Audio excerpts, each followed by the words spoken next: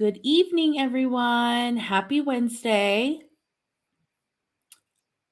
We have an awesome show for you guys tonight. So if you are live with us, I'm going to do my usual spiel. Please help us share. Let us know where you're watching us from and say hi. Give us some hearts. We would love to do some shout outs. It'll just be a couple minutes before we get started here. Callie's sharing. I'm trying to share. We hope that you're trying to share as well, and say hello. And then we'll get started in a sec here. Ooh, I am so bright. Okay. Hi, Uno Queen. I love all the different nicknames that people have on their on their Facebook names. It's so funny. Okay. All right. So I'm gonna go share here in a sec. So give me 1 second. Callie's sharing. If you're live with us, say hello. Let us know where you're watching us from. Thank you to those who shared. Hi, Eric. How are you? Thank you so much for tuning in.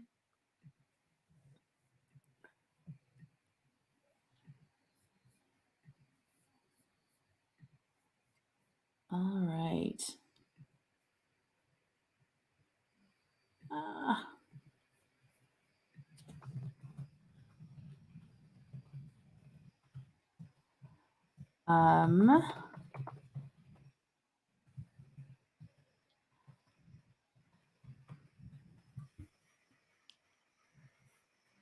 Okay. All right. Hi, Tria. How are you? Thanks for tuning in. Hi, Mo from Pennsylvania. God, it's like 10 o'clock over there. It's kind of late. Thank you so much for tuning in. We really appreciate that. It'll just be a couple minutes before we get started here. We've got our two guests backstage ready to come on and kind of talk to us about a topic that we don't talk enough about in our mom community. So I hope that you guys share and engage with us in this conversation. I know this is something that's kind of tough to talk about. So we're super appreciative of our two guests for coming on and really being the two women who's going to help us with the conversation tonight. We've got Gia from Fresno. Thank you, Gia, for tuning in. Hello. Hi, Tony. How are you? Thanks for tuning in. You two are also 3 hours from Tennessee. Well, thank you for tuning in, Tony. I know you're a couple hours ahead as well, and I'm sure there's many of you who are a couple hours ahead. So thank you so much for making time to tune into our show tonight. Hi, Pang. How are you? We've got Michelle from Washington, just right up north from where I'm at. Hello. Thank you for tuning in. Again, if you're live with us, say hi. Let us know where you're watching us from and help us share. We've got Chua Vang from Fresno. Hi, Chua. How are you? We have an awesome show tonight for you guys. And again, we are talking about infertility today.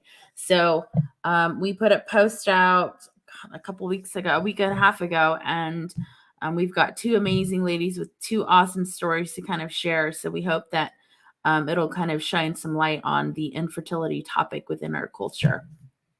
Hi, Chai from Florida. Thank you so much for always tuning in and supporting. Hi, Michael. We've got Shala Tao from Minnesota. Hello. Again, please help us share this live if you are on with us. We want as many people to join us live as we can. We know that this is a topic a lot of us do not talk about, or we shy away from it, or we don't really know what to say when the conversation comes up. It gets awkward and quiet, or sometimes we say the wrong things and we hurt people's feelings without even knowing because it's not intentional, or maybe sometimes it is intentional. I have no idea, but we want to have the conversation about that, about the topic today. So we hope that you guys stay tuned with us throughout the whole show, engage in the conversation, ask lots of questions. I'm sure our two guests is going to come on and we're going to pull some questions from the audience members to have them answer. So stay engaged and continue to talk to us in the comment section. All right. Are you ready, Callie? Mm-hmm. Okay. So before we get started, there are a couple of things we want to remind you guys of. So we have received all of the Mother's Day message. We've started reading them. We're going to start posting them tomorrow. And then one thing that I do want to remind people of is the contestant application for our Bachelor. We put the link out. It's kind of deep into our post, so Callie and I will have to find it and pin it for you guys. But we are looking for contestants for our Bachelor. So if you know anybody who is single, please make sure that you talk to them about it. We will be announcing our Bachelor, I would say, within the next like 3 weeks or so. So we hope that you guys stay tuned for that. But if you know any single people, please make sure you talk to them about it so then they know and they can put in the application. And Callie and I will start vetting that pretty soon. So there's that. And then we've also have the Love Vault going on. Again, this is a continuous thing. And this is a pool of applicants that we want to go in and pull and match people. We're still always taking application for that. So again, if you know single people, please make sure you have them apply to our Love Vault. Did I miss anything? Just that you can always support us by subscribing. We have a feature of a subscription on Facebook, so that's $4.99 a month, which really just supports all the stuff that we do behind the scene. You can always send stars, and I know we don't always have time to do shout outs during the show, but we really appreciate the stars. And then always just sharing our content, commenting, interacting, all of those really help as well. Yeah, absolutely. I was gonna say too that for our subscribers, I know we have not been super active there, but because we have the level and actually the Bachelor coming up for Finding Love, we are actually going to be doing some pretty exciting things with our subscribers over there. So if you haven't yet, it's $4.99 a month, and you can really cancel at any time that you want. But we hope that you don't, because that does help us with our show with a lot of different things. So if you're not a subscriber yet, I'm sure if you just go on a page, there's a little option at the top to subscribe, and then you will be a part of that group once you do that. Also, we did put out a post for sponsors. And so definitely if you're interested in sponsoring the Finding Love, do reach out to us and let us know. We've had a couple of folks reaching out already, so we'll be setting those up. We can give you our stats and just show the reach of the show so that it makes sense for you and your business. But we love to have you advertise and support the Finding Love. The first season was definitely a learning experience, and we're really excited to just continue to make this bigger and better for all of you and for your viewing experience. Absolutely. Okay, I think we're done with the updates, guys. If you have any questions, put it in the comment, and after the show, Callie and I will go back and read the comments and try to answer them. But other than that, Callie, will pass it to you to do introductions and bring our guests on. And just a quick disclaimer, our two guests, these are their stories and these are their experience. And so, your experience might be different. The people around you, might be a different experience. And so just keep that in mind. Also, if you have any comments to add, definitely add them, even as we're doing. I think part of what's great about the comment section in our episodes is the education part, right? Being able to answer and contribute and add your own knowledge, whether it's personal or just things that you've learned from other folks that have experienced this. And so definitely interact and let us know if you have questions. Again, we will try to address as many as possible as we go through this episode. So our two guests, which we are so grateful that they are willing to come on. Again, this is a topic that is very sensitive and it's very hard. And I think that just culturally, it's sort of been that shameful thing. And so I think the more that we talk about it and really shine light to it, I think the more that we can move away from, it not being a difficult topic and normalizing, what it means and how natural it is that, these are things that we're all dealing with now. And so our first guest is Tia Lee. So Tia has been married to her partner for almost 14 years. They spent the first 7 years struggling with infertility during their marriage after a PCOS diagnosis and failed IUI and IVF attempt. It was discovered that blocked tube and diminished ovarian reserve would make conception that much more difficult. However, after many years of unexplained infertility, Tia and her partner were blessed with a miracle baby boy to be followed by a sister, most recently a baby brother, and she is currently in maternity leave. And so we are very appreciative that she set aside some time to come on and talk with us. And then our second guest is MaiKao Yang of Eureka, California. And so her infertility journey lasted 7 years, and they tried all sorts of things that she'll go into. And then at the end of that trying, they ended up, having less money and then still no baby. And so, of course, they were told by many people to stop trying. However, I think their perseverance and just their desire to have children kept them moving in that direction. And they are now parents of 4 children, 3 boys and 1 girl. And so currently she is a stay-at-home mom and also doing her online business selling tea.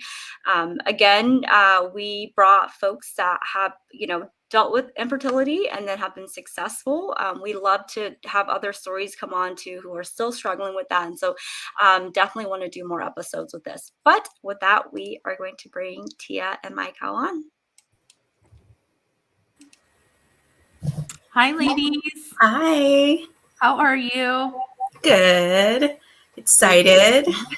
Well, thank you both for coming on the show with Callie and I. We know this is, again, like a topic that we don't talk about enough in our community. It sometimes is kind of like a taboo topic where jichua someone thoughts on it, right? Because we are either ashamed or embarrassed or just not educated and don't have the resources, or there's lots of many reasons why we don't talk about it often. It's not normal for us to. So I just want to say thank you, ladies, for being vulnerable and coming on the show and sharing your experience, and hope that it'll inspire other people to seek help and start having those conversations so we can normalize it. So thank you so much for being here. Glad to be here. Yes. And the reason why I wanted, to come on too, and it's an honor to be here. But Olika Haina you Lana ni kinda Lanong Yuma you tell you Chimominua everyone idea but I copy Chimominua and there's some, for example, like for me, Gunito Kusamo ma in Nepal power there you call it Gala Yamuntia Choka, but some they just say, oh good chito Samoa. But that is not exactly what they really want to. But for me, like I'm just like, oh, I really do want to have kids, but and that's where I go into where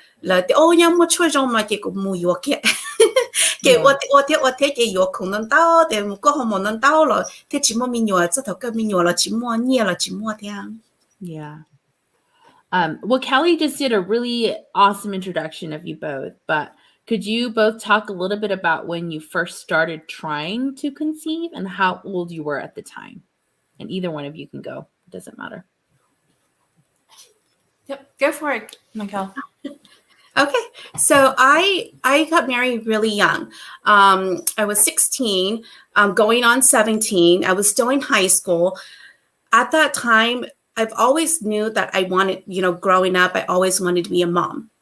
I don't know, there's something about being a mom or just being around kids like me, really relax. I don't know why. I know that having lots of kids stress people out, but I am really calm around babies. Like no matter how angry I am or how sad I am or how like what my emotional is when I'm around them, I'm just happy.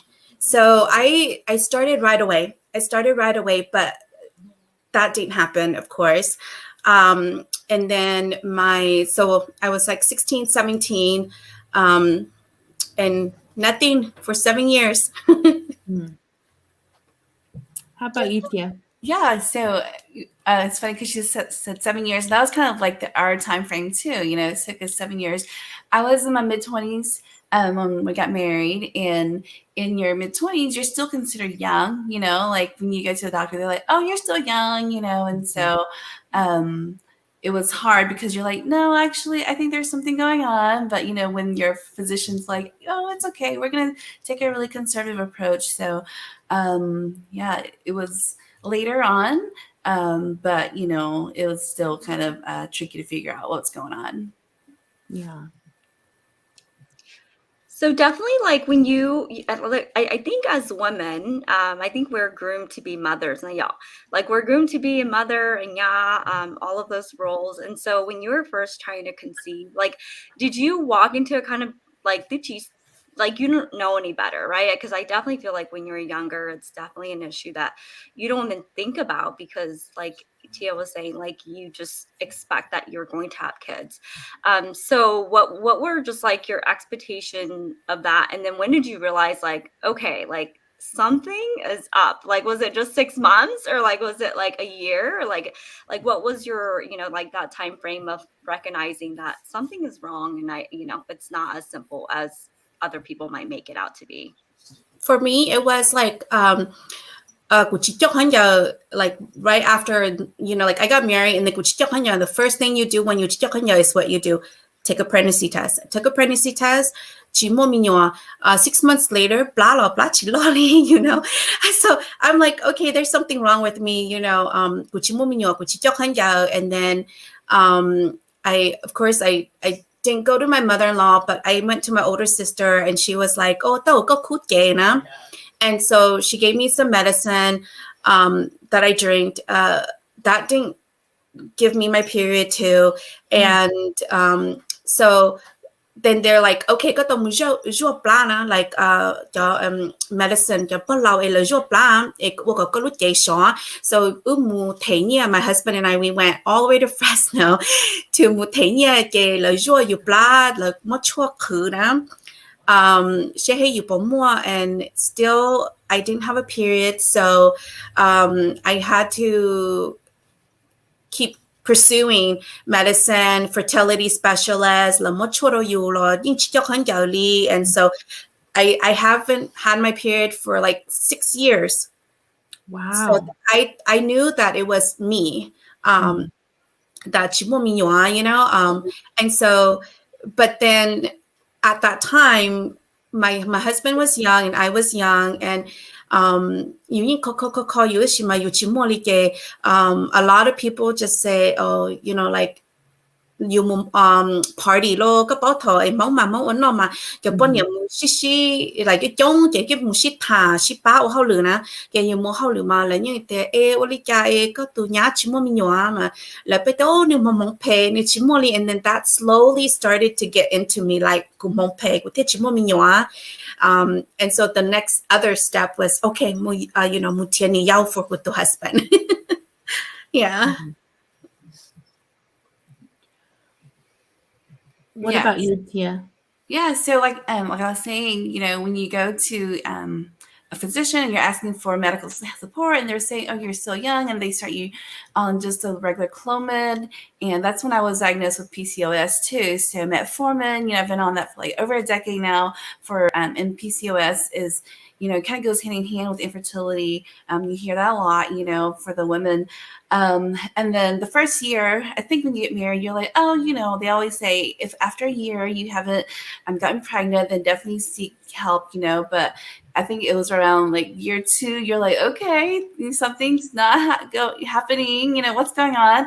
And then year 3 to year 5, you're like, okay, there's something else going on. And like MaiKao said, we've done it all. My mom, she's every tree bark, every animal part, you haul, and he was a shaman, and he did all the things, and in where we live, like all the shaman that always sit there, oh mio, you lost it, and then like 2 more years go by, and you're like, oh like we haven't shut up yet, and you start to lose hope, and then So it takes, when you're going through it, it really takes a few years going, wow, we've been on this journey for years now, and we're still not pregnant. And like I was sharing with you, it's like the one thing in your life that you're like, this should be the easiest thing to actually be able to do, right? Like we're designed to procreate and it's not happening. So it's devastating to live through that for multiple years. Mm-hmm. Yeah. So I know that like I remember like, when my husband and I still lived in California, I was probably like, I was super young, right? And I really wanted to get pregnant and I just couldn't. And I remember I went to my doctor and I was talking to her about it. And she said exactly what you said, Tia. Like, you're still very young, you're fertile, you're fine. Yeah. You just have to really try. Like, I wasn't having enough sex, she's like, you just gotta really try. And honestly, I think it's like the thought in your head too, where you're constantly trying to figure out when you're ovulating and doing it at the right time, right? And making sure that all of these things happens. But I think for me that was a really big stressor. But I know that when I came home and we moved back home, and it was just kind of this thing where like you get a chisatso and then you get limosina, But I think for those that that didn't happen to you, can you guys both kind of share a little bit about like what types of medicine have you tried? I know you talked a little bit about like all the chuamong, any other chomika that you've tried, and then what made you decide to go into like IVF? Yeah, for me, I didn't get to go to IVF. I did, though, like how I said, how kukutena. So I did had a surgery to where they had to clean out my uterus because so it was like I like when they did the x-ray of my uterus, you could see the lining of all the dark lining around it, and there was only like one tiny more spot, and he said, I need to clean you out. If I don't, you might not have a chance to have a baby. And so we did that, and there was still no baby. And so actually he's a fertility specialist, and he actually told me that because you won't be able to have kids. My uterus was tilted. And yeah, so he just kind of told me you might want to look into adoption. The IVF wasn't even an option at that time. He didn't even offer that to me. I don't know if it was because of my age, because I was like 19, 20. He didn't offer that. But I don't, at that time too, like, and then when we moved up here, we saw infertility specialists, and again, we didn't give up. So we went to have a second opinion, and he started on the Clomid,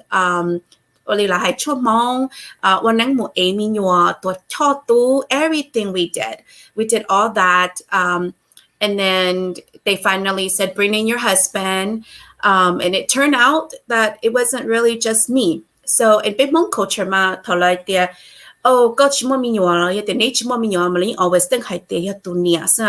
they never assumed that it's a possibility that could be the guy too. So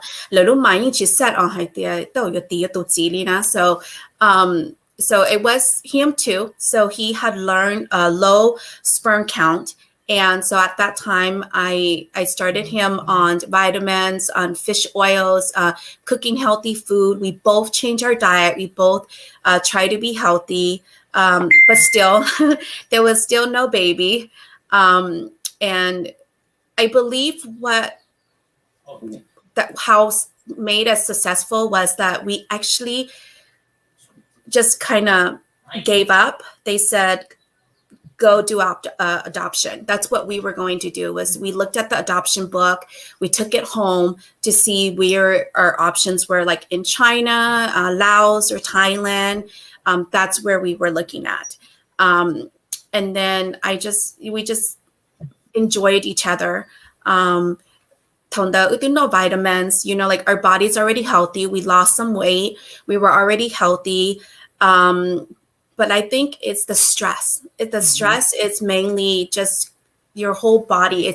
You're just thinking continuously. Every time you're together, you're thinking, we're going to make a baby. We're going to make a baby. Like, this is the moment, you're not just relaxed and just enjoying and in the moment of each other's company na. Kaya I think the Lushihang we just gave up and we just comfort each other and just relax. Then finally the first kid. Yeah. There's so much similarity to her story. I'm like, what's going on here? Yeah. So we also did the Clomid, and then we did,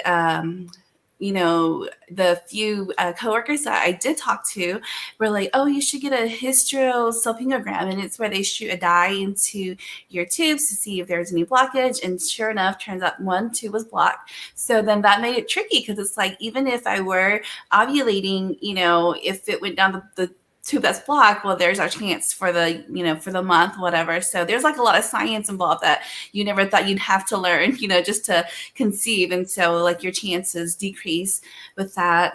And so let's see, medicine, like we tried everything.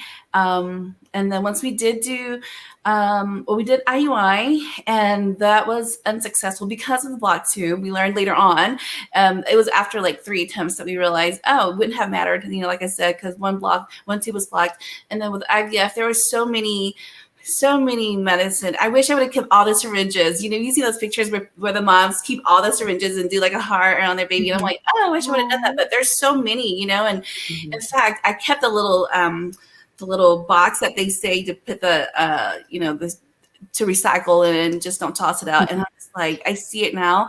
I still have it because I'm not sure where to go. You throw it away. And I'm just like, I can't believe I put that much, just chemical in my body. And I do wonder if, like sometimes your body is just not sure what's going on. And then all that medicine kind of like reminds your body like, hey, this is what you were designed for. Because similar to MaiKao's story, after we spent a whole lot of money on IVF and it was unsuccessful, we were like, you know what? I think at that point we were in our 30s. So we went from mid-20s to, our 7-year journey.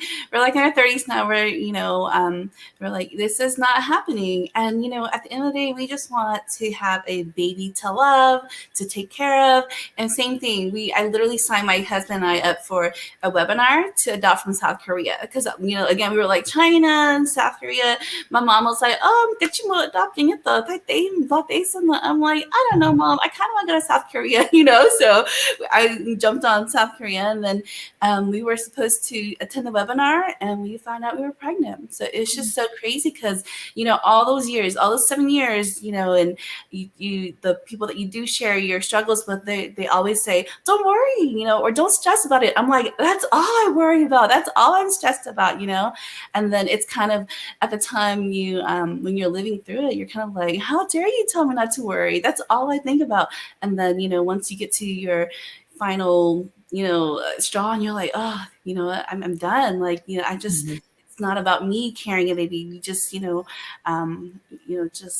just want to have a baby to love. And here we go. And then, the world's like, here you are, a baby, and it's just crazy. But, I think about that journey, and I wouldn't do anything differently to be where I'm at today, for sure.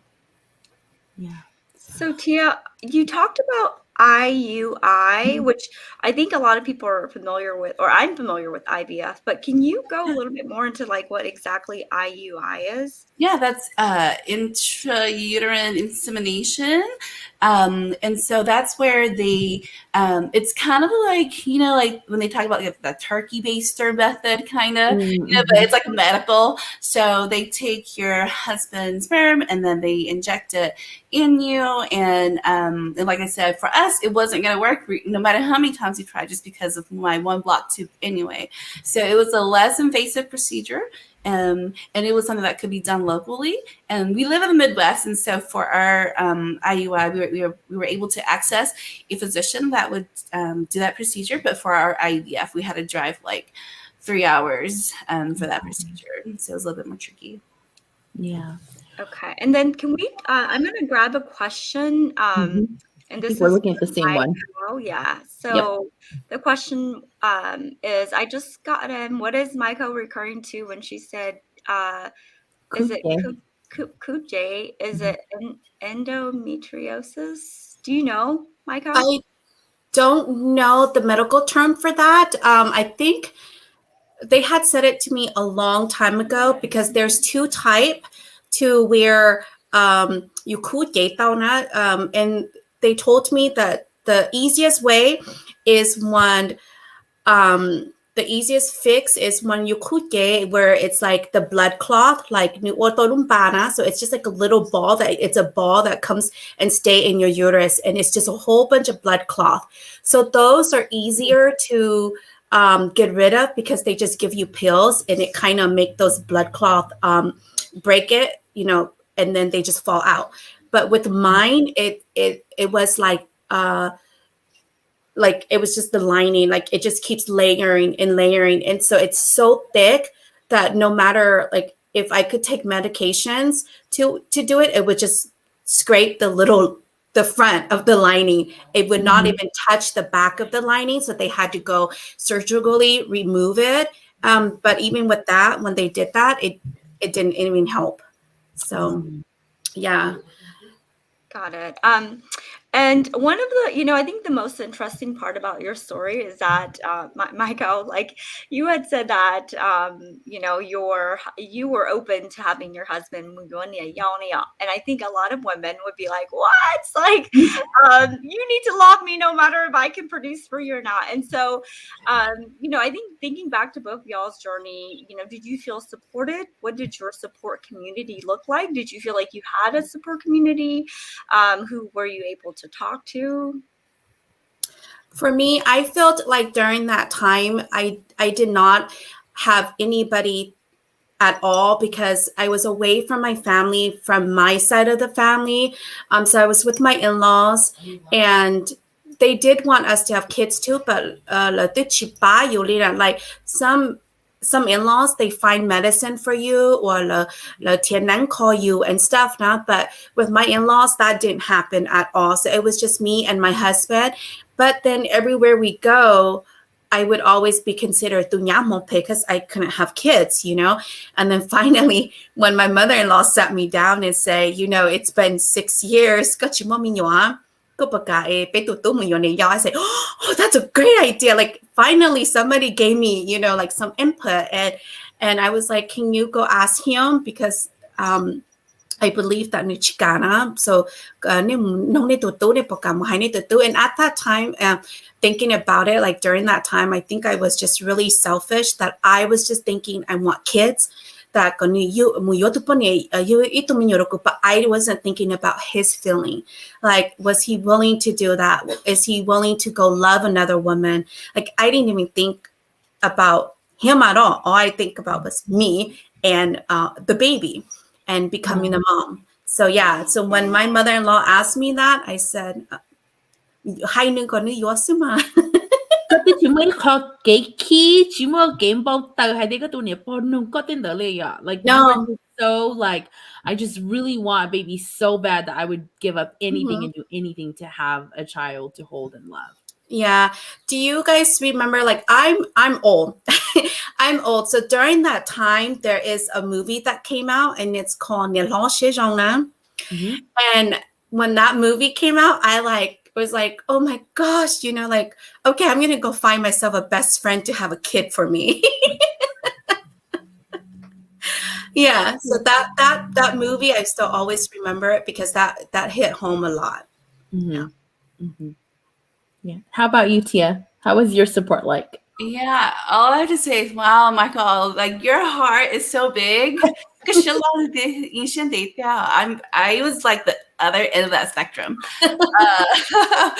In fact, for us, I mentioned that I had after our failed IVF, you get all the results and you're like, oh God, I did not know all these things, because these are not medical things about yourself that you realize what's going on until, like you said, you start doing the tests and you start seeing results and you get all these things back. And at that time I was like 30 and they were saying that I had the diminished ovarian reserve. So I had like the eggs of like a 50-year-old, and I was like, oh my gosh, there's no way we could ever have kids that would be my genetic makeup. And they said, you're probably your only chance of having, kids that are your own is like getting donor eggs. And even at that point, in my early 30s, I was like, I'm just too immature to even imagine having a child that's with my husband, because I love my husband, and this is something that we wanted to do together. And so even at that point, I was like, I'm not ready for this, so to hear that you were like, yeah, let's do it, that's amazing to hear. But for me, it was kind of the opposite. I was told the same thing, except my response was very different. I was like, that's terrible, because when we got married because we love each other and we wanted to have a future together. So the idea of, this third person in being in our lives for the purpose of procreation was really hard. It was a hard thing to hear. And thankfully, we didn't, have to continue that conversation. But my support,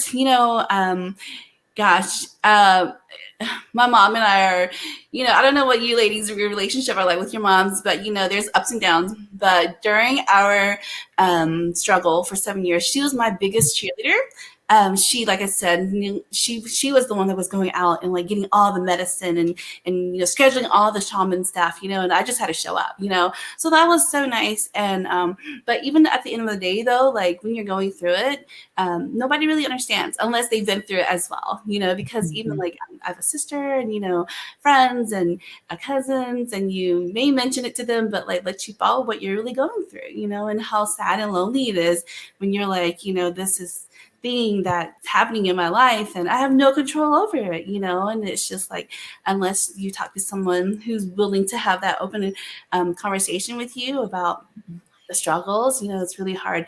And that's why I agreed to do this, because, I think it's important for others to know that there are other people who have gone through this, and whether, like, I mean, gosh, it's just so crazy that, and when I was talking to the ladies, I said, coming from the perspective of having gone through it and coming out on the other side, because I know there are a lot of Hmong sisters out there that's still going through it, just want to give you guys a little bit of hope that, sometimes it's about undoing a lot of those habits and things too, like MaiKao said, like for my husband, we definitely started, leading healthier lifestyles.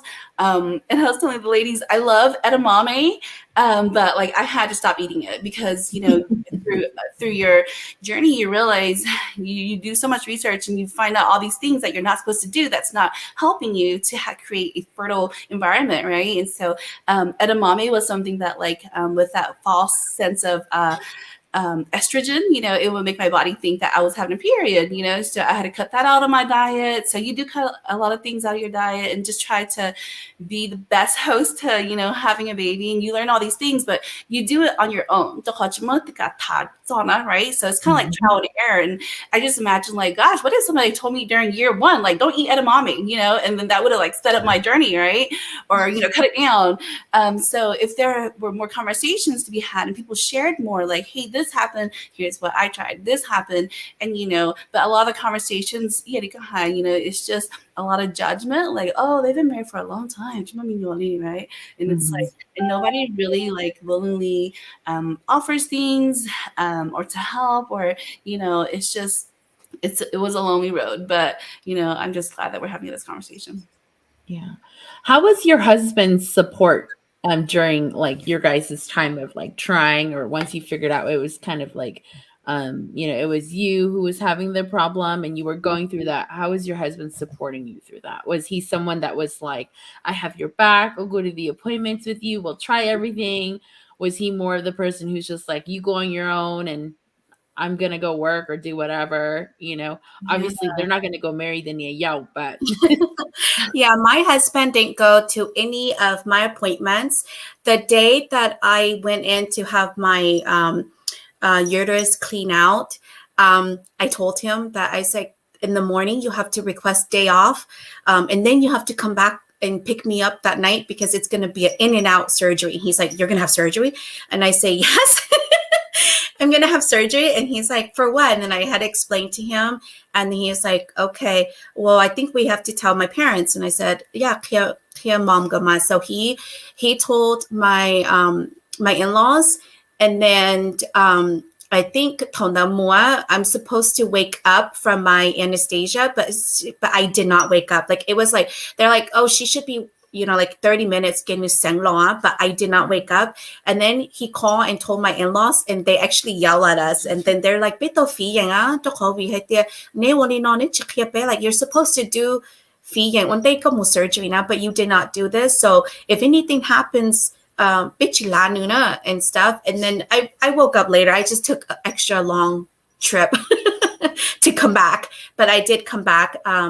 But no, he didn't go to any of my appointments. And then when I said, I need to get you checked out, he was willing to give me the sperm to go get it to the doctor to test it out. And then when it comes back that your sperm count is extra low, this is what you need to do. And he just kind of flow with what I want. I gave him the fish oil. At that time, there was no fish oil pill. He has to take it like a shot. He took it.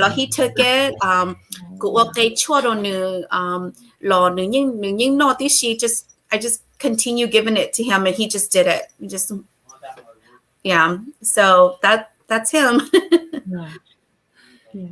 Yeah, that's in my little bio. I wrote that my partner's just been so super patient and supportive, and he really has been. And it's funny because we have a different experience because we have to do there's a lot of probing, a lot of tests, a lot of blood being drawn, but we forget about our husbands. They have their part too, and so he and I would laugh afterwards because I never get to see what he goes through. And so after we had our first kid, and we would sometimes laugh about hey, what was that experience like for you? He's like, it was really weird, and we would just laugh wow, we went through a lot just to have kids, so your husbands that are really supportive and willing to do what they need to do to make it happen. Just kudos to them because and a lot of love and compassion to them too, because because our husbands right? They are definitely so definitely appreciate that. Yeah, I feel like our community, when we put the call to action, it was really only women who reached out and said, I'm going through this, and I would really love to come share my experience. And I'm pretty darn sure that there are some Hmong brothers out there who are also going through some infertility stuff, but I just don't know if our community is quite ready to have men talk about that issue yet. So if anyone watching, if you know anybody, or if you are that person and you would love to come on our show from a male perspective, we would love to have this conversation with you. We would love to have your perspective and share your experience and your story in hopes to inspire other Hmong men to let them know that it's okay. They're not alone, and it's okay to talk about it and normalize that conversation from the men perspective as well. But this next question goes into let's talk a little bit about MaiKao. Why do you think there is so much shame around this issue in our community? What do you mean, the shame in a shame in not necessarily just in Muyuan Yao, but overall, right? Why right? Is there shame there? Is there, or is it really just that you chai, because you in chai jainji la hai lu shai tao you in chai jainji they can hai you now, right? Yeah. But I just don't understand. Oli with that you hai ya ning ma to nung la ma la dia. Oh, gucci mo gne bu mo chua. That she ma fing dao fing dao ma to gu no tin ning no ma la yin dia. Oh, gucci dao sam mo so. But that's you're saying that because you're afraid of what others may think of you. Yeah, it's true. I had girls who actually because I had then they came and talked to me, and I said I said talk to me, and then I just say do it. There's one girl who knew where it was the ball, and I say, girl, the day that I went to have my surgery, which I just went and do it. Because if you tell them that you're going to go have surgery, they're going to tell you not to do it. your in-laws will tell you, "Some wanna what they're gonna scare you like that. Just do it if you really want to. Try it, because like for me, I wanted to do everything I can so that you could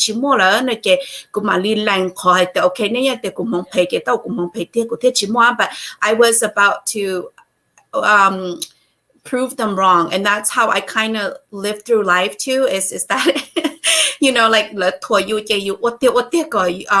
prove see, like I made it, like here I am. So I don't know. I think that cause shame I think they rather have that versus like the younger, because then if then that proved me and that they were right, that yeah. So that's what I think. But I do honestly felt like everything happens for a reason. And I just keep trying. I just never give up, even though the doctor themselves told me that the chance of more is really little. Yeah. Tia, what are your thoughts on that? I think, I don't know. I guess just my life experience is a little bit different. I think that there's not enough conversations and maybe even education about it, So it's just like MaiKao said, it's just easier just to blame, right? And not to say, well, how can we fix this? How can we problem solve this? What's going on? And like I said, going through the process of elimination, determining like what about your lifestyle is contributing to you being infertile. How can we fix this, instead of pointing fingers and just judging and just saying, oh, and I feel so heartbroken that, that they would say that, it's because of you, or you call, or anything like that. It's like, it's the worst thing to say to someone who's already down. Right. And so it's just such a hurtful way to view someone who is needing help, and instead of helping them, you're judging them, you're shaming them, because it's easier just to be like, and then let's just start fresh. Let's just start with a new person, that can give, our son a kid. And it's just like, but I just really appreciate that, what MaiKao said, you just keep trying for years and years, and then you prove them wrong, so. Yeah, only go hai ta hai theo đi chỉ mua ít tu na ít tu nhiệt bỏ là ít tu mùa là ít tu vĩnh giáo ít linh từ yo sai thì ô tàu nữ chỉ mua mình nhỏ cho khó tàu nữ stress nữ cứ thao nữ chỉ tàu so na mình nhớ có cứ thao lại có thể chỉ mua mình nhỏ mua so. Have there ever any mother-in-law or anybody thought about that? And I think we need to education the lao thia. You guys are watching, maybe give them a break. Maybe that's all they need. It's just a little, giveaway, or more shilo, relax low. I don't think nobody ever would just, hiding the door. But honestly, this is where I would encourage. And this is where everybody, over there, self-love now. This is true.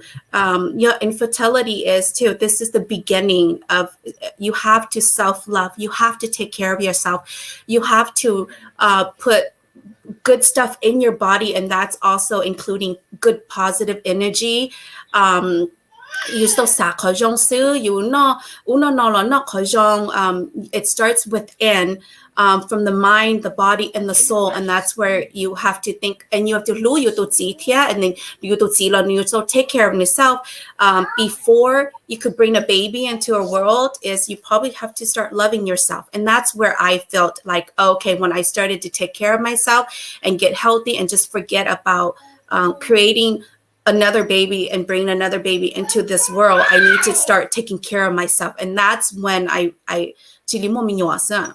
yeah. I think one of the things that we had talked, I can't remember who, if it was you, MaiKao, or Tia, but about, when we go into other communities and talk about infertility, and that the conversation is completely different, right? It's I believe y'all had said that was a little bit more solutions oriented versus like in our community where we're just really beginning that initial conversation of even like trying to make this normal and being comfortable with talking about it. And so I think that we definitely as a community have a long ways to go.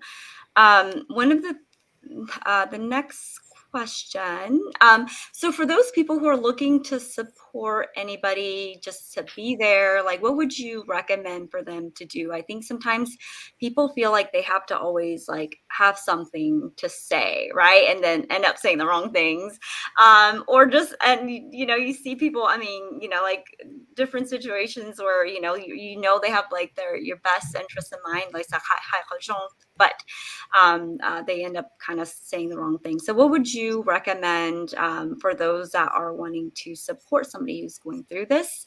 And what would you have liked, thinking back to your experience? What would have really helped you? For me,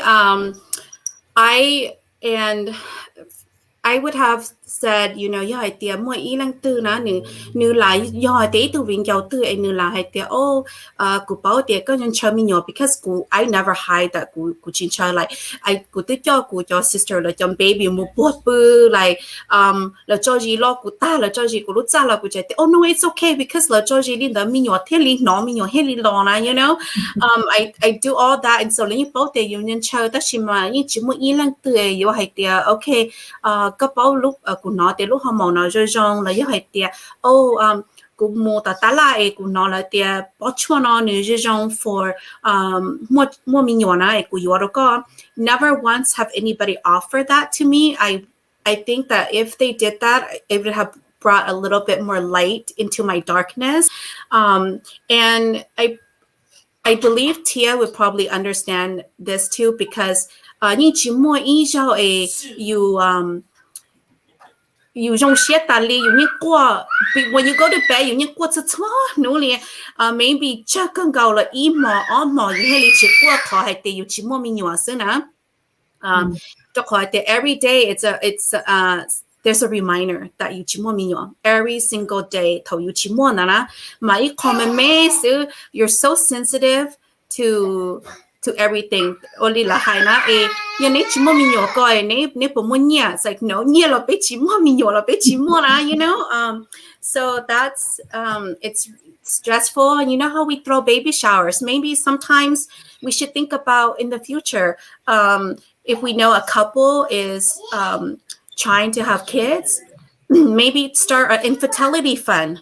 Maybe do an infertility shower or a baby dusting flower shower or something like that. I think that would be appreciated. And like with my tea that clean little body and stuff now, like I have a couple of the sisters who actually said, you know what, I want this person's been trying to I want you to send this tea to that person. And oh my gosh, like that, I cried and I wrote a note to the not to the giver, but to the receiver, how much love that went into that tea and how much love that Lasako Numona, like that was a big thing. And I believe that we could all share, shed a little light on those that be bao hai tia by saying just any information you have, just sometime, maybe just a hug, a nice close hug, and just say, don't give up. Yeah. I love that. I do too. I love that so much because all I heard was, don't worry about it. Don't stress about it. I'm like I said, I was like, that's all I'm worrying about, for 7 years, but like you said, and I think it's funny in our culture because I don't think that any of my, MaiKao friends ever shared this, but and maybe it's just me. MaiKao, you might have gone through it too, but you know how like that, go find ito sister that's really really fertile by and stuff like that. You're like, oh no, why would I do that? But when you're desperate to have a baby, you're like, I'll do anything, So I didn't go there, but I did ask a few for ito chog, and so the ones who gave a shirt, I was really grateful for that. But it just just being able to talk to someone about it, I think people don't know what to say, because if they're not shaming you, then they're not sure what to say to you either, so very few conversations were had. And, I think people are just uncomfortable. They don't know what to say. So like I said, just if I could go back and, what would I ask for? Just, to have people, say like, don't give up, just keep trying and, just allow me to talk through all of the emotions I'm going through because, especially when you go through IVF and there's just so many drugs and hormones being put in you too, you just need a little bit extra support because, even with with a very patient and supportive husband, sometimes even, he doesn't know what to say anymore, so having, a support group that would just listen with an open heart, and just and share too. But I think that's the part where we're having this conversation, right, to normalize this because even some people that are very close to you that are going through the same thing, like you guys share them, so you just feel like you're on an island by yourself, and you're like, am I the only person going through this? And so just being able to have this conversation and know that there are others who have been there, and we can all share. So, I would have liked to have had a bigger community just to say, I'm going through this and I don't know, I'm desperate, I'm at wit's end and I just want to, I know there's nothing you can do, but can you just listen, and just really openly hear me out? So that would have been nice. Yeah. So speaking of which, so for those who are looking to connect with the both of you, now that you've put yourself out there as two women who've experienced this, I'm sure there's a lot of monk sisters out there who are going through the same thing or have gone through this same thing and are kind of in your shoes where they do want to talk about it, but there is no platform or, there's really like no one else, like, so you, they don't want to share. So you can't really share what you want to share because they don't want to share. And it's an awkward place to be. Yeah. How can someone connect with either of you if they are interested? Like, what is the best way to reach out to you? Right. And I know MaiKao, you also have found a tea that's kind of helped you. If you want to share a little bit about that and how people can get in touch with you as well, I think that would be great for our audience members. Yes, so you could either contact me through my personal Facebook, which is MaiKao Yang, and then, or you could reach out to my business page, which is MKT and Wellness, because in my business, I bring to you some, the teas that are good for your doncha. It's within your inner self. It helps with depressions too and anxiety. It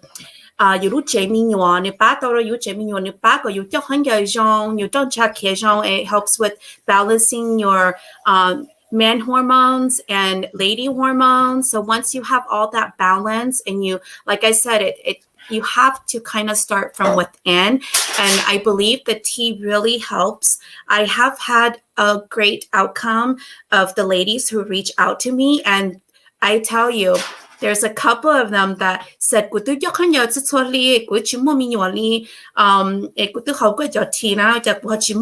then I said, well, you know what? And it's not like the normal tea or the normal choli where I went through when it's really delicious. It's I drink it still every day, even though I don't want to have kids now, because I'm really fertile now and I'm in my 40s and I'm more fertile than when I'm in my 30s or 20s. But but I still have a little tiny one. And so the tea just helps balance you. And from my understanding, then the sperm lives longer inside of you. It gives you, if you're one of those that elevate, then the sperm. So it helps with that. Overall, it's just a good wellness tea that it just gives you, I don't know how to say it, but what do you stress now? It's like a deep stressor. So I would recommend just reaching out, message me on Facebook, reach out to me on my business page, even if if you're not, just to talk. And you don't even have to purchase. There's many of those customers too that would and I'm here. I am here. And when I say that I've been through it, I've been through it. Yeah. Thank you for sharing. Tia, what about you? Yes, you can reach me on my personal Facebook page. That's totally fine. And I know it's because we've been chatting, and like your phone and your laptop like kind of knows what you're doing. So I've been seeing a lot of articles showing up about infertility, and I saw a stat today that was really interesting, and it said that 1 in 8 couples are struggling with infertility. And I thought, wow, just think about every time you go to a Hmong party, 1 in 8 couples is struggling. So that's a lot of people. That's a lot of us. So just want to definitely encourage you guys, don't give up. There's a lot of us sisters who are willing to chat, so reach out. And just I just don't want anyone to feel alone going through this, because like I said, gosh, how sooner would my journey would have been if I had known all those different things that I had to learn the hard way, in those 7 years. Yeah, absolutely. Awesome. Well, thank you so much, ladies, for being brave and being the first 2 on our show talking about infertility. Hopefully this conversation really gave everyone just more comfort, more solace, whether you are just starting that journey or you're in the middle or you've, on the path to just giving up. Hopefully these sisters have been able to provide some words of comfort. And I really do want to go back to what MaiKao had said about, the self-love and just, I think as women, it's a lust that you cannot explain to anyone else. And so I think just recognizing that as women that, we're defined more than just as mothers too. And so being able to find those safe people that we can talk to and just being with other women. So thank you so much for being with us tonight. Oh my goodness. I'm gonna start crying. But again, thank you so much for being with us and just being able to share your story. Of course, here all that talk, we believe that conversations change, and change starts with you. We'll see you all next week. Have a good night. Thank you.